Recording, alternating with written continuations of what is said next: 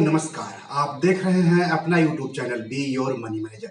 दोस्तों, अगर आपका बचत खाता यानी savings account Punjab national bank यानी पीएनबी में है तो आपको बहुत बड़ा झटका दिया है बैंक ने। दरअसल पीएनबी ने सेविंग्स डिपॉजिट रेट यानी बचत खाते पर ब्याज दरों में कटौती की है और यह कटौती 0.10% की गई है। पहले जहां हर साल बचत जमा खाते पर 3% ब्याज देता था बैंक, वहीं 1 सितंबर से 2.90% ब्याज देगा पीएनबी। यानी पीएनबी ने अपने बचत खाता धारकों को झटका दिया है। तो जैसा कि मैंने बताया कि 0.10% की कटौती की है बचत खाते पर पंजाब नेशनल बैंक ने।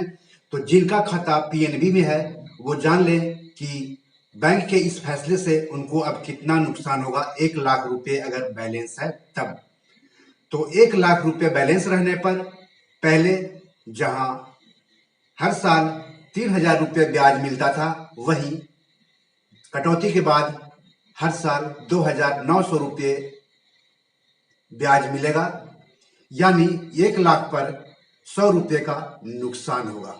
हालांकि पीएनबी ने सेविंग्स बैंक अकाउंट पर ब्याज दरों में कटौती की है, बावजूद इसके स्टेट बैंक ऑफ इंडिया यानी एसबीआई और बैंक ऑफ बड़ौदा से ज्यादा ब्याज दे रहा है।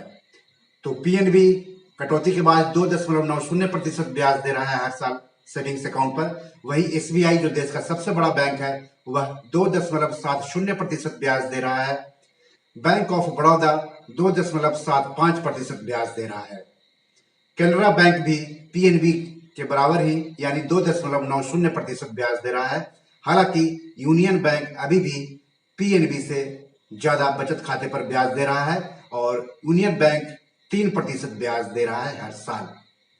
अब पीएनबी का जो बचत खाता है उसकी विशेषताओं के बारे में जान लीजिए। तो निवासी भारतीय खाता खुलवा सकता है, वो एकल खुलवा सकता है या ज्वाइंट रूप से भी खुलवा सकता है। अब है कि न्यूनतम बैलेंस कितना रखना है। तो अगर ग्रामीण क्षेत्र में आपका अकाउंट है तो 500 रुपये रखना है, अर्ध शहरी क्षेत्र में है तो 1,000 रुपये रखना है, शहरी क्षेत्र में है तो 2,000 रुपये रखना है और महानगर में है तो 2,000 रुपये रखना है। ये जानकारी मैंने पंजाब नेशनल बैंक की वेबसाइट से ली है। खाता खोलने के लिए कुछ जरूरी दस्तावेज देने पड़ते हैं, जैसे कि आपको खाता खोलने वाला फॉर्म भरना पड़ेगा जो कि बैंक में मिलेगा। इसके अलावा केवाईसी मानदंडों के अनुसार पहचान और पते का प्रमाण पत्र देना पड़ेगा, फोटो देना पड़ेगा। अगर एचयूएफ है, क्लब है, ट्रस्ट है या सोसाइटी है तो इस मामले में संबंधित दस्तावेज भारतीय रिजर्व बैंक के दिशा निर्देश के अनुसार अन्य संबंधित दस्तावेज देने होंगे। तो इसकी जानकारी आप बैंक में ले लीजिएगा। इसमें नामांकन की सुविधा उपलब्ध है और आपको नामांकन जरूर करना चाहिए। नामांकन का मतलब कि अगर आप नहीं रहेंगे तो आपका पैसा किसको आसानी से ट्रांसफर किया जाए, इसकी जानकारी दी हुई रहती है। अब है लेन देन को लेकर के क्या नियम है। 6 में डेबिट प्रविष्टियां 40 से अधिक नहीं होनी चाहिए। यानी 6 महीने में डेबिट मतलब पैसे निकालना, 40 बार से अधिक पैसे आप नहीं निकाल सकते हैं। अगर 40 बार से अधिक निकालेंगे तो आपको जुर्माना देना पड़ेगा। यदि डेबिट लेन देन 40 से अधिक होता है तो जुर्माना देना होगा। तृतीय पक्ष नगद भुगतान अधिकतम 50,000 रुपये प्रतिदिन है। अंतरण लेन देन यानी ट्रांसफर ट्रांजैक्शन से अधिकतम 1 लाख रुपये तक प्रतिदिन है। तृतीय पक्ष निकासी पर्ची के माध्यम से किसी भी राशि की निकासी नहीं कर सकता है। मूल शाखा से निकासी पर्ची के माध्यम से अधिकतम राशि की कोई सीमा नहीं है। यदि खाताधारक स्वयं शाखा का दौरा करता है तो उसके पास निकासी पर्ची के साथ पासबुक भी होने चाहिए। खाताधारक को स्वयं इंटरसोल नकद भुगतान 5 लाख रुपए तक की सीमा तक ही सीमित है। तो इस तरह से पीएनबी के ग्राहकों के लिए जरूरी खबर।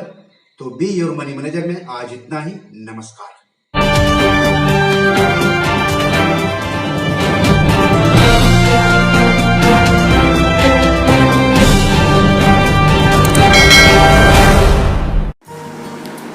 दोस्तों, ये हमारी 7 किताब है जो कि अमेजॉन पर पब्लिश्ड है। आप इसको डाउनलोड करके पढ़ सकते हैं। इसमें आपको पैसों के बारे में, निवेश के बारे में हिंदी में अच्छी जानकारी मिलेगी। साथ ही साथ कुछ कविताओं की भी किताब है जो ज़िंदगी की हकीकत बताएगी। तो इसे आप डाउनलोड कर सकते हैं। डिस्क्रिप्शन में इसके लिंक दिए हुए हैं।